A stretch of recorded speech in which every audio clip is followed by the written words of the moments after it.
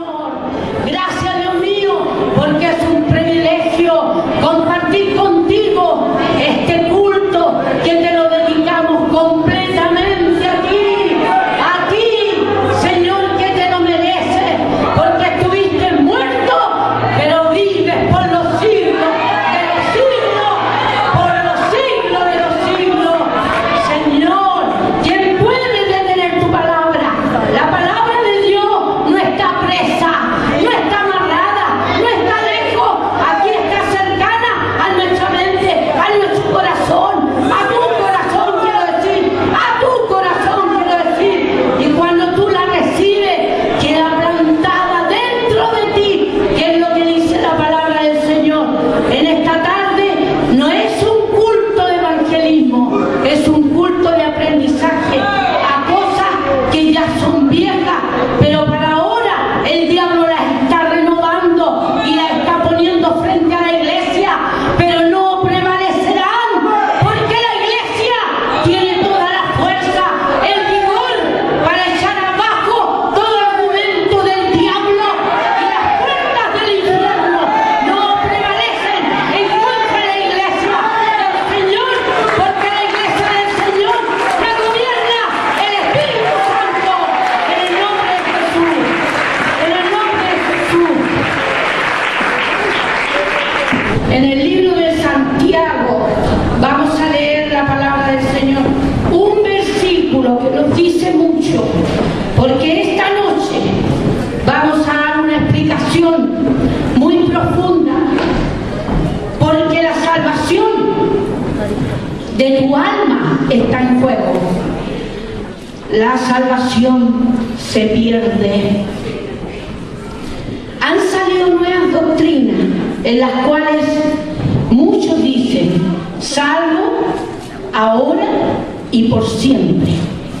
Esa doctrina de que la salvación no se pierde es una doctrina que el diablo está implantando a través de las naciones. Aparte de todas las doctrinas que ha implantado, está queriendo Satanás decirle a la gente de que la persona peca con el cuerpo, pero el alma es eterna y es etérea y no peca, por lo cual la salvación no se pierde. Esa es una doctrina totalmente satánica. Santiago 1:18. Él, de su voluntad, nos hizo nacer por la palabra de verdad, para que seamos primicias de sus criaturas. Por lo cual, desechando toda inmundicia y abundancia de malicia, recibid con mansedumbre la palabra implantada, la cual puede salvar vuestras almas. La palabra es la que nos salva, porque al oírla y obedecerla, desde luego, porque no somos, como él mismo lo dice más adelante, oidores olvidadizos, sino que somos oidores, pero hacedores de esa palabra. No podemos nosotros, aquí, desde que nos hemos convertido, ¿cuántos mensajes ya hemos escuchado? Varios mensajes, diferentes mensajes. Mensajes de fe, mensajes de sanidad, en fin, podría enumerar un montón. Pero lo que Dios quiere, cuando hizo el plan de salvación para la humanidad, fue dándose a conocer y dándole un testimonio a los hombres con los cuales se relacionó. Por eso que el Señor dice: yo soy el Dios de Abraham, el Dios de Isaac y el Dios de Jacob. ¿Y cuál era para ellos ser el Dios de Abraham? Era tener el testimonio que tiene Abraham, que tuvo fe de salir de un lugar donde él adoraba a dioses ajenos, como dice en Josué, y venir a adorar a un solo Dios, el cual lo hizo salir de la tierra de Ur de los caldeos, y Dios le dio un testimonio muy grande, hablándole personalmente y diciéndole los planes futuros que iba a tener. Y usted entró en ese proceso cuando llegó a la iglesia. Entró siendo un creyente, después un hijo de Dios, porque Dios le engendró a través de la palabra, le puso los genes espirituales dentro de su corazón. Por eso que Santiago dice la palabra implantada. O sea, la palabra se metió en usted y le dio vida. Y una vida abundante. Ahora, el hombre lucha con eso, entre tener que obedecerle a Dios y hacer la propia voluntad. Y eso lo tenemos todos. No crean que unos pocos. Todos sentimos lo mismo. O le obedecemos a Dios en esto y a veces nos ponemos en una situación que tenemos ahí y mentimos. Y habíamos dicho, yo conozco a Cristo y ya no miento más. Y caemos y mentimos. Bueno, y toda la gente que está en sus pecados no acepta la palabra de Dios. Amén. ¿Sabe cuándo empieza a entender uno la palabra de Dios, hermano? Cuando por fe acepta a Jesucristo y empieza a entender la palabra y la va comprendiendo de a poco, hasta que se va esclareciendo, porque la senda del justo es como la luz de la aurora, que va en aumento, hasta que el día es perfecto, es claro, el sol está resplandeciente, no hay sombras por ninguna parte, no da miedo andar por ningún lado porque está todo iluminado, no así la noche. Y los que andan en tinieblas tropiezan. Pero nosotros no somos de las tinieblas ni de la noche, somos del día. Y Cristo es nuestra lumbrera. Amén. Allí será el llanto y el crujir de dientes, cuando veáis a Abraham, a Isaac, a Jacob y a todos los profetas en el reino de Dios, y vosotros estéis excluidos. Excluido, qué tremendo, hermano. ¿Sabe qué? Le estaba hablando él a esa generación de aquella época. Toda esa gente, porque dice la palabra del Señor que en una oportunidad el Señor le dio de comer a 5.000 personas, en otra oportunidad a 4.000, y en aquel tiempo se contaban solamente a los varones, porque la mujer era mirada como de segunda categoría. Así que si había 5.000 varones, por lo menos tienen que haber habido 10.000 otras tantas mujeres. De hecho, que era así, que habían varias mujeres y que le servían al Señor.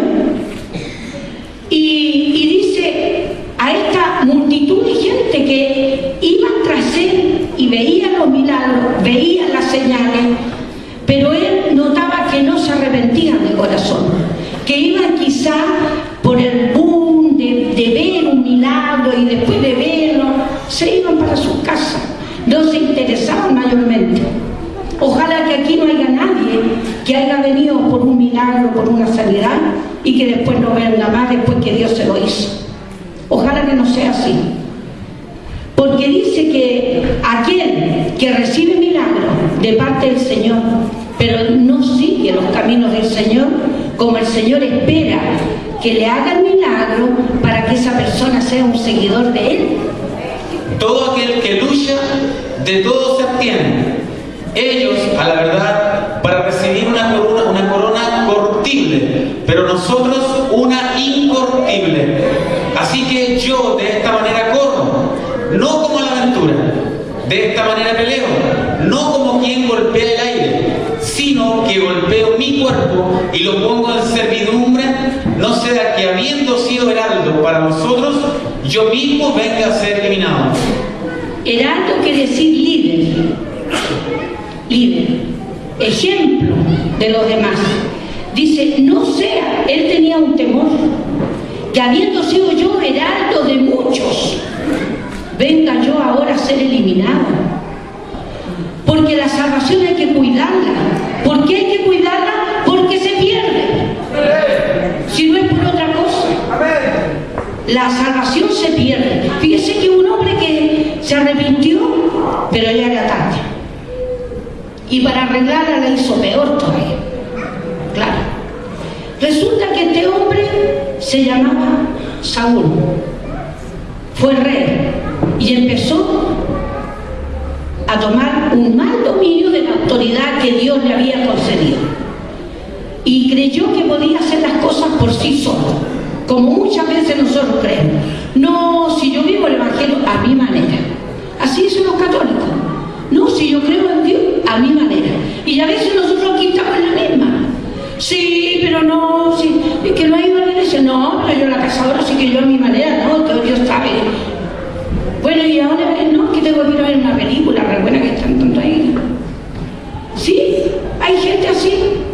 O que tengo que ir allá, tengo que ir acá, que esto, que lo otro. Y se nos olvida. Y nos vamos alejando, y ya estamos por allá. Que Dios tenga misericordia, porque Saúl lo quiso hacer. Y después cuando clamó a Dios, Dios no lo respondió ni por Urim, ni por Tumim, ni por profeta, que era lo peor que podía haber. Porque los reyes iban donde el profeta y el profeta decía, hace esto y hace lo otro. Y a ellos les salían bien las cosas porque era Dios que hablaba por el profeta. Pero en este caso, el profeta quedaba mudo, no le contestaba. Bueno, el caso es que vino y fue donde una adivina. Veamos aquí, adivina. Entonces esta mujer, el mismo Saúl había mandado matar a todas las adivinas, pero después él se vio en la necesidad de ir a hablar con una adivina. Y como resultado, ella hizo subir un muerto, que era Samuel. Hermano, esa cosa de culto a los muertos y de tener una vida espiritual basada en la consulta a los muertos no es de Dios. No es de Dios. Porque este hombre perdió la salvación por eso. Al final él quizá Dios lo hubiera perdonado si él se hubiera arrepentido de haber desobedecido. Pero él, en vez de buscar el rostro de Dios en arrepentimiento, fue y consultó a una adivina. Y esta mujer, él se disfrazó, porque era rey, fue disfrazado como de cualquier hombre, pero Dios aquí le da la condenación. Dice, porque no guardó la palabra de Jehová y por consultar a una adivina. Así que, hermanos, los horóscopos, los sueños, porque alguno dice, no voy para allá, voy a consultar el horóscopo. Ah, este martes que pasó era martes 13.